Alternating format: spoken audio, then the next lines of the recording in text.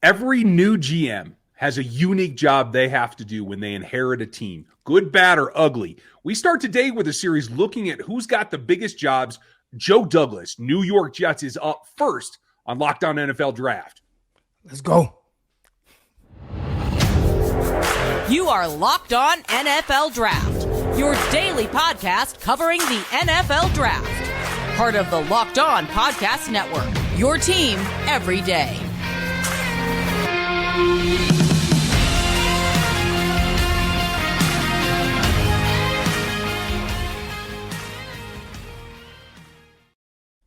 Welcome to another episode of the Locked On NFL Draft Show. I'm your host, former NFL and AFL defensive back, Eric Crocker. And of course, as always, got my guy Ryan Tracy with me. He is at Ryan Tracy NFL on Twitter. And of course, I am at Eric_Crocker. Want to thank you for making us your first listen of the day. And especially you Jets fans, I'm pretty sure you're going to be excited about this episode because we're going to show y'all some love, man, and dive into all the decisions of a GM, which is first-time GM, who was tasked with fixing the New York Jets. Now, this is an organization that I don't want to come off as disrespectful, but it's been in the dumps for a while, right? Let me do it then. They've struggled since you were there with Rex.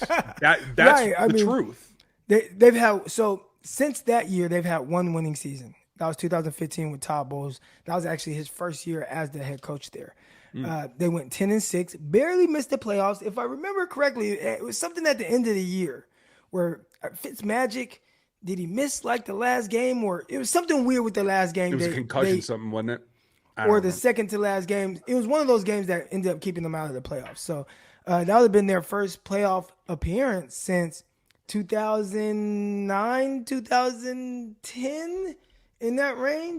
2010, 2009, and in both of those years, they actually went to the conference championships. One was led by, or both of them were led by Mark Sanchez. Yep. Out of USC, his rookie year and his second year in the NFL. So they haven't had a ton of success.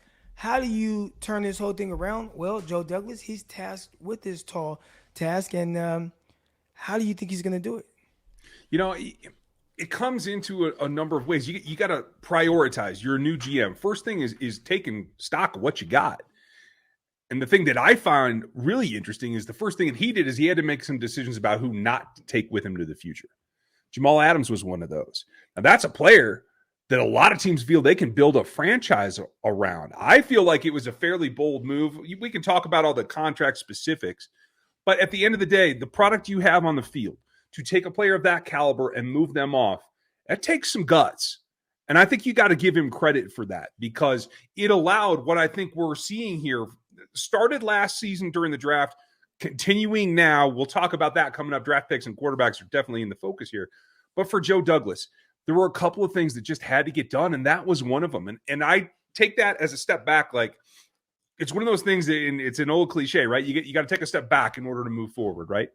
And I think that was one of them. And it wasn't the only one. There's a running back that stood out to you too, right?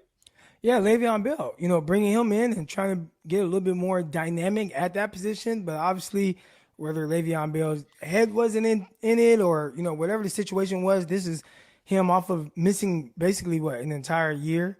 Yeah. Didn't want to play on the franchise tag with the Pittsburgh Steelers. And, there, a lot of people had their, different thoughts on that whole situation. But he went to the New York Jets. And, obviously, it just didn't work out there either. So they started trying to have some big swings with just even something like that to be a little bit more dynamic out of the backfield, which I think for a long time, there was a guy on the roster when I was there. His name was Bilal Powell.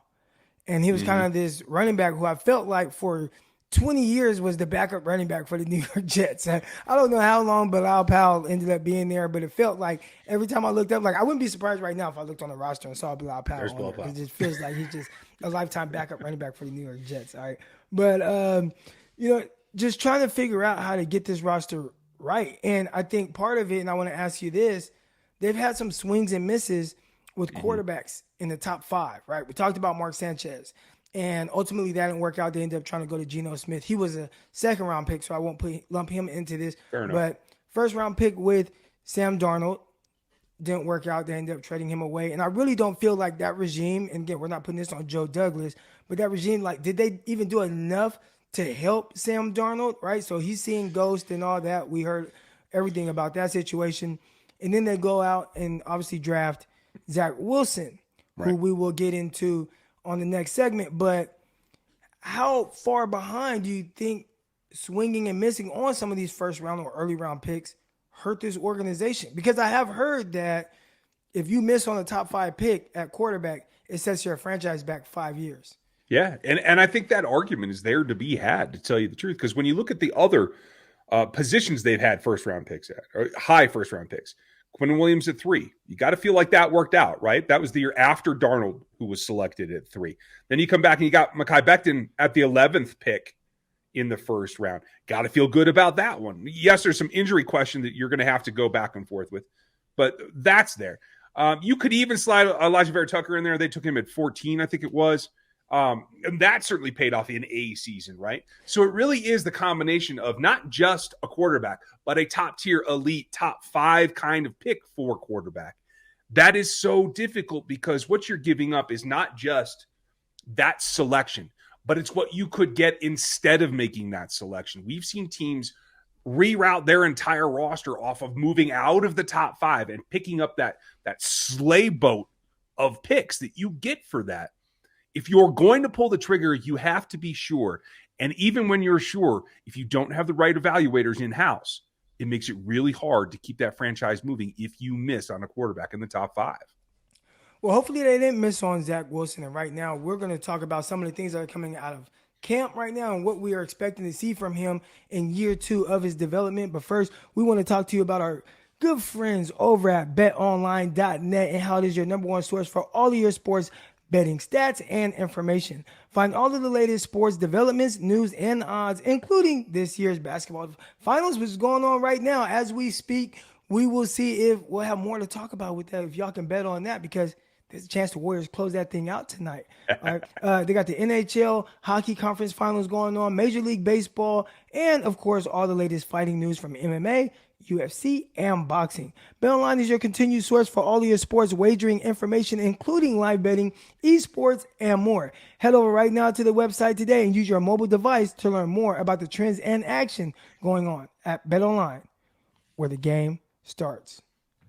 We want to thank you for making Locked On NFL Draft your first listen of the day. We got something going on right now, and it is the Ultimate NBA Mock Draft that starts June 16th with over 50 insiders. Nothing equals the Ultimate NBA Mock Draft. The Lock On NBA Big Board experts plus the Odyssey insiders. First pick is June 16th, and you can search Ultimate NBA Mock Draft and follow now so you do not miss out on a pick at all. All right, Ryan. So Zach Wilson, that's the guy that's going to turn this whole thing around, right? This super talented quarterback out of BYU. And I've got into a few little scuffles with Jets fans with some of my remarks on Zach Wilson. I'll say this. I'll start off with what I think he is. I think he's very talented. I think he fits today's game of what you ideally want at the quarterback position, a guy that definitely can move around a little bit and maybe escape some of these pass rushers. I feel like he can make all of the throws. He has a big arm. I remember watching him at BYU, watching him make those far hash throws effortlessly. The deep ball, that's there. He's definitely risky. He has a little bit of flair to his game, right? Kind of reminds me a little bit of Aaron Rodgers, or like almost kind of like a Patrick Mahomes. Now, again, I'm not saying he's going to be those guys. All right, guys, right. Don't put that on me. But just in the sense of his play style is more similar to those guys than he is a Tom Brady or Drew Brees, right? Like there's just a little bit more flair to his game, a little bit more off-script type things that he likes to do. But when you go back and you kind of see some of his early seasons at BYU, first year wasn't great. Second year wasn't great. Third year, awesome. Then you're like, well, that was the COVID year. They were booking some teams last minute, and that could hurt or help him. Not sure which way it can go for him. But they had teams on the schedule like North Texas, North Alabama, right? So not playing against the big time talent week in, week out. Had that loss to Coastal Carolina, which I thought he showed enough. But overall, I was like, kind of reminds me a little bit of Drew Lock. Now, again, I'm not saying that he's going to be a Drew Lock, but I felt like I saw some of that. And I talked about that pre-draft. And when I said that, a lot of people kind of pushed back. I brought it back up after the case, after he played his rookie year, which was not great. He had more interceptions than he did touchdowns, and he was kind of banged up, and he missed time. We know, we just spent a whole segment talking about how this team was kind of in the dumps. And to throw all of it on Zach Wilson, that he's just the one that's supposed to bring this team up out of it, we knew it was going to take some time and some development, right? Do you believe, and it sounds like right now, things are, at least in OTAs, heading in the right direction. Mm-hmm. But how do you feel about Zach Wilson heading into year 2? I think what we saw at the end of the season showed glimpses of it starting to come together for him. Now, yeah, he was under fire most of the season, right? He was hurt. I think not just him hurt. I mean, we got to talk about, the offensive line. Oh, yeah. Like the offensive line was banged up. He had guys missing time. So that can definitely contribute to a quarterback feeling a little sped up with some of his decision making. Oh, yeah. And you're still dealing with the game, waiting for it to slow down just without all those extra factors on top. Even if your offensive line is totally solid, you're going through that. So I'm taking it as a learning experience the first half of the season. We saw him progress towards the end of the year. I think they understand what they have in that they've added and they're looking at the run game. They're obviously bulking up, increasing the level of acumen that they have on the offensive line in order to set him up. And when you look at what he did at BYU, whether it was the COVID season or not, he had a line that could help him out, and he was able to be the playmaker. And I think that's what it's going to have to be here. Unlike what you saw in Darnold when he's more of a statuesque type of guy, right? He had to process more. I think Wilson has that creativity spark.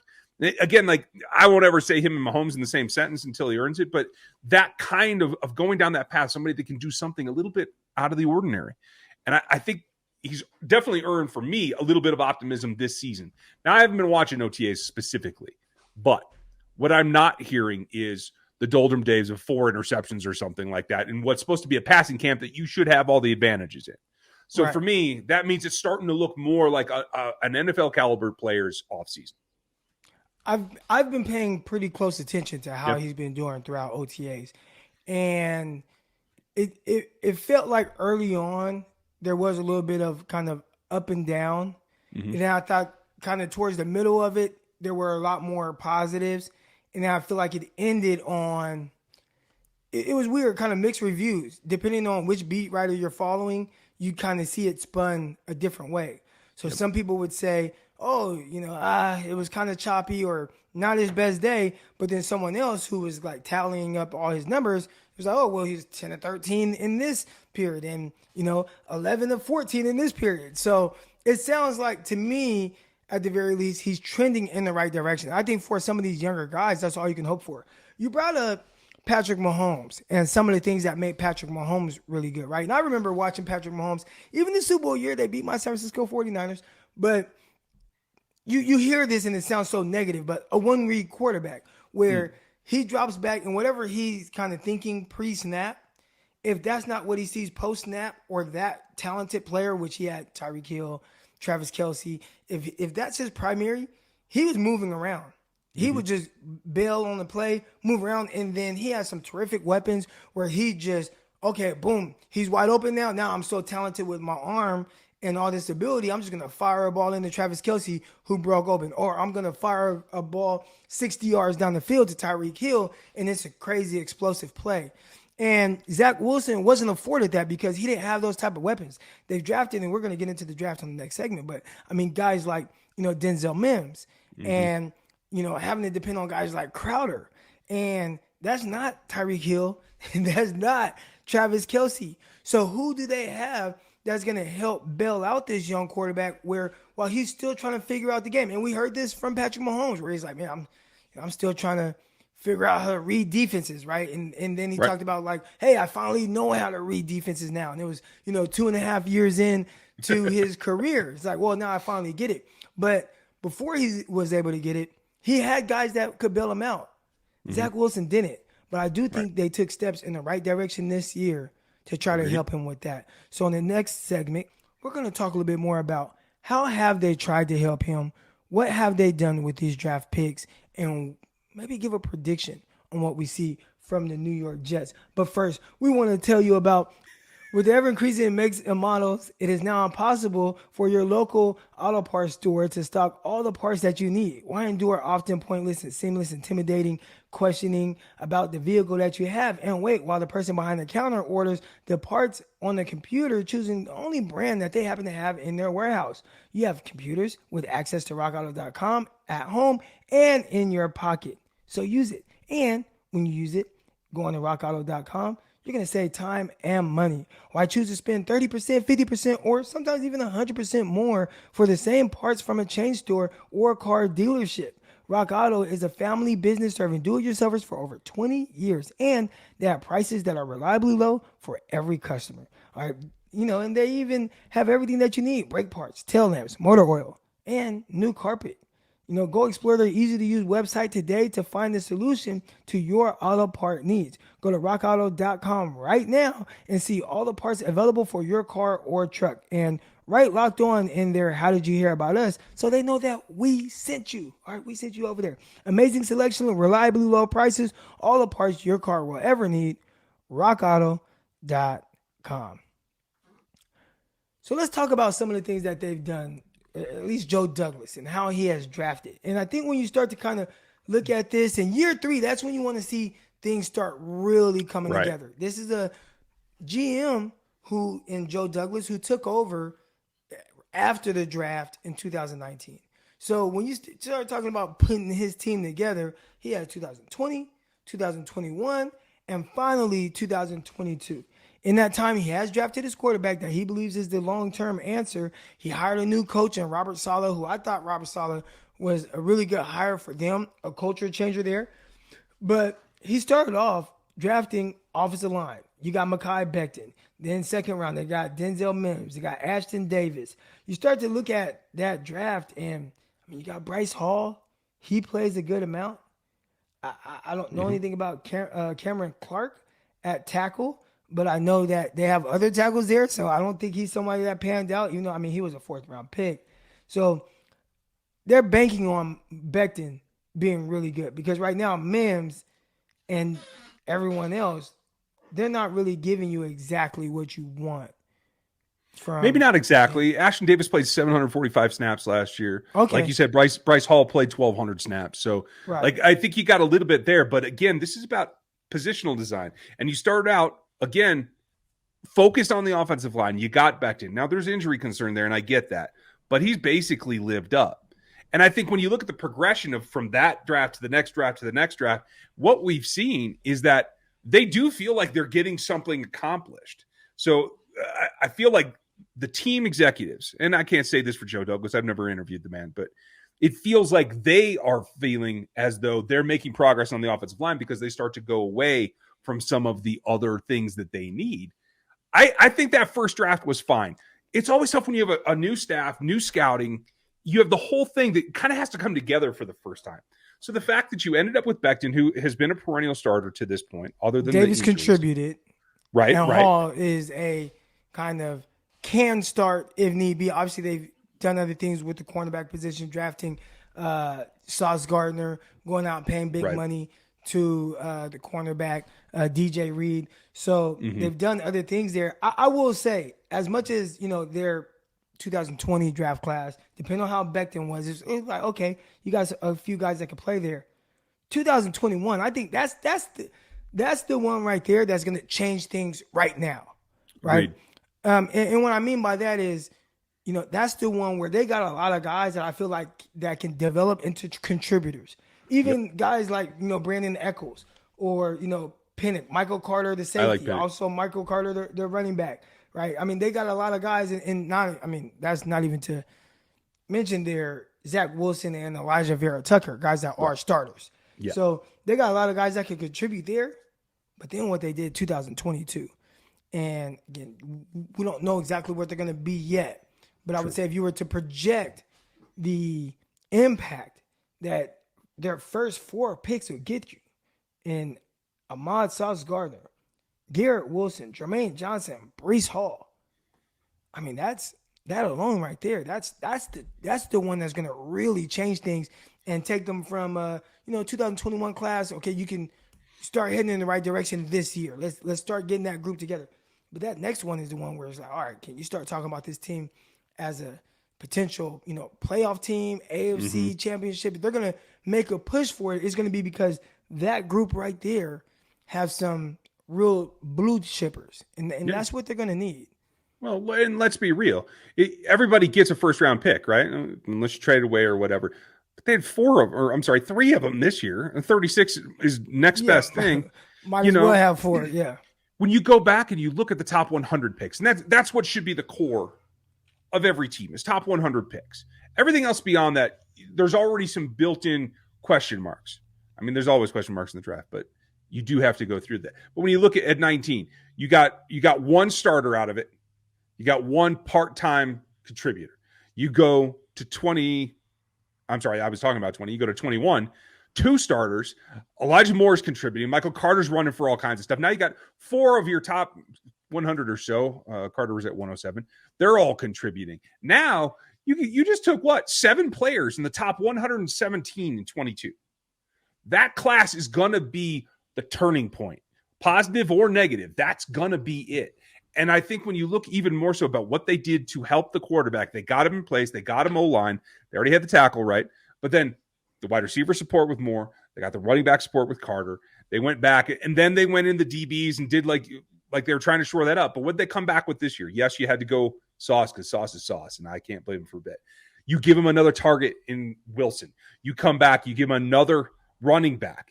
Now you have a 1-2 punch to protect him and take the load off of his arm. You come back, which what I think is maybe the sneakiest pick to help Zach Wilson is at 101 with Jeremy Rucker, because now he has a tight end he can rely on that can block for him, can catch for him, and can do everything he needs to do.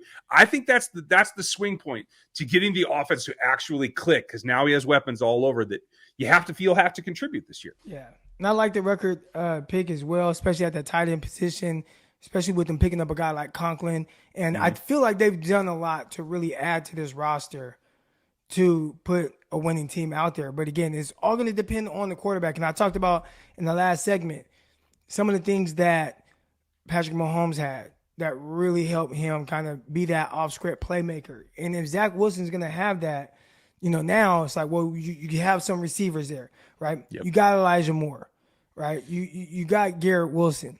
And some of these guys are a little bit more dynamic. And, all right, what can we get from Corey Davis? Corey Davis, can you step up? Can you be a little bit more consistent? He made some plays last year. Now can we be consistent with that?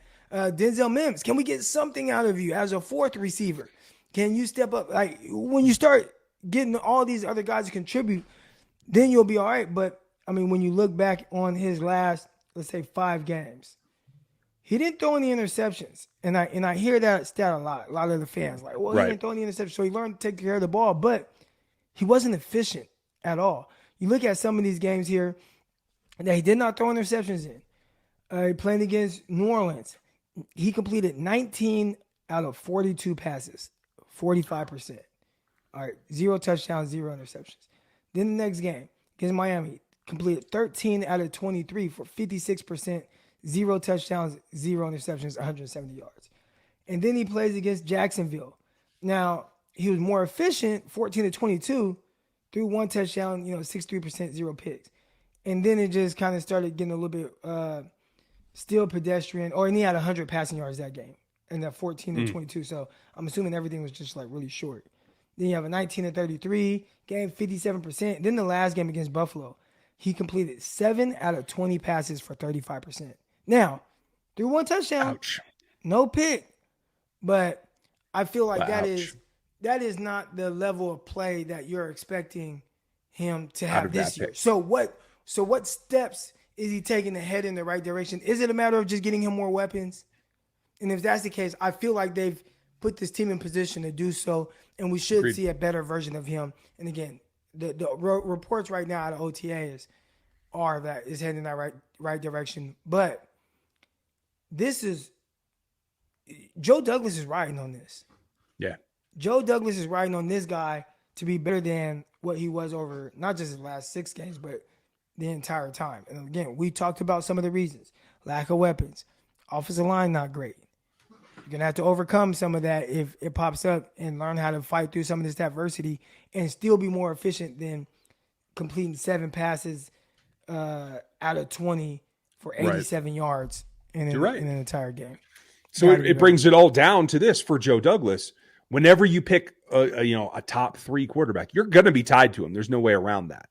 So has he done enough to help that offense run? We can talk about the defense later. We can talk about how many wins they get. But just like you said, in efficiency in the passing game and the ability to move the ball and put up points.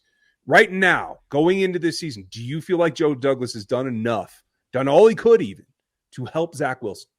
I mean, I think so. One, running back, you're good there. You got 2 of them, interchangeable. Right. That's going to help take some pressure off your young quarterback. Then you look at the weapons right now with the projected starters. Elijah Moore, Corey Davis, Garrett Wilson at receiver. That's solid. Obviously, you still got Braxton Berrios. I like him in a small role. And then you look at the tight end, C.J. Zuma, getting him from Cincinnati Bengals. Tyler Conklin. I talked about Jeremy Ruckert. And then you look at the offensive line. Laken Tomlinson, Elijah Vera Tucker, George Fent. I feel like now this is a team where when you start talking about taking that next step, he can't, at least on offense. And what would be a win for Zach Wilson, even if the defense still is kind of coming along, right? They got some guys there that can play, but let's say the defense still needs another year. Mm-hmm. Can Zach Wilson at least say, listen, I did everything I could. I'm not the reason we're losing. If we're not winning games, it might be because the defense just gave up 400 yards and we couldn't stop Mac Jones. We couldn't stop, Josh Allen. We couldn't stop Tua in that explosive offense they have there. At least let that be the reason, and not because the offense couldn't be more efficient than what we saw last season. In my opinion, for us to get confirmation that Joe Douglas has done the job that I agree with you, looks like he has. It looks like he's done everything that he can, and his evaluation skills in terms of free agency seem to be very, very on target.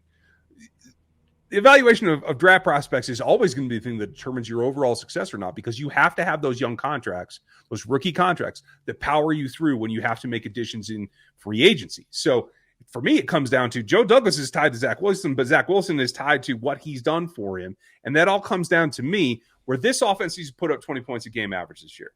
If he does that, then you could take that it's not Zach that's holding them back, and it's not all the work that Joe Douglas has put into the offense that's holding them back at that point. And like you said, if it's another year, I actually think it might be 2 before that defense is really ready to compete. We'll see. But I feel like 20 points a game average for this offense this season is well and above what I think people would have thought when Joe Douglas walked in the building. So we've talked a lot about this team and kind of where they're at. And now we want to talk about maybe some of the expectations. Without looking at their schedule, what would you say is a win based above off 500, period. Above 500. So we're talking about 9 and 8. All right, now, I think the hard part for them is going to be getting the 9 wins, because when you look at their schedule and they start off against Baltimore, then they have Cleveland, Cincinnati, Pittsburgh, Miami, Green Bay, Denver, New England, Buffalo, New England. That is a gauntlet. Bears, Vikings, Lions, Jags down the stretch, right? So there's relief in sight. You got to get to the bye. If you can be close to 500 at the bye, maybe a game down, you got a shot at it. You got a shot at having turned around this entire franchise. Well, you can't get guys, and I don't think, listen, if I know anything about Robert Saleh, these guys are going to play for them, and they're not going to quit. Mm-hmm. But they can't hang their heads after that first stretch. And I think a win for them would be, can we be 500 after the first 10 games? If they can do that, then I could see them potentially get into that above 500 win-loss record. But I just think getting to 5 wins, they would have to surprise a lot of people. Yeah. I mean, there are teams that have their own issues going on there. We'll probably have to talk about the Cleveland Browns coming up in the next week or two, folks. Yeah. That might be interesting. Jacoby Brissett, welcome to your starting quarterback. I know you said a win for them would be 9 and 8 or just above 500. Yeah. But do you have a record prediction for them? I think it's going to be really close. I don't see him winning 11. I can see anywhere from 6 to 10. I'm going to call it 9. I'm going to be optimistic. And much like Rex back in the day, I'm going to say we're going to have 9 wins. Let's go get a snack. Yeah, I'd say I'm giving them 7 and 10. And even then, I think that's based on the start of their schedule. I think 7-10 would be good, a step in the right direction. And then the next season, all right, can you win 10, 11 games with your quarterback heading into his third year? And I think that's going to be their year. But right now, they should feel good about 7 wins and having a better draft slot, continue to kind of build and add to their team. And I think they're going to take off in Zach Wilson's year 3. So that's where we're at right now with the New York Jets. We appreciate everybody that's tuned in and listened today and made us your first listen of the day. For your second listen of the day, again, you got Locked On NFL Chiefs, you got Locked On 49ers. Make sure you tune into all that and everything that the Locked On Network has across the platforms. But until then, we'll see y'all Monday. Peace.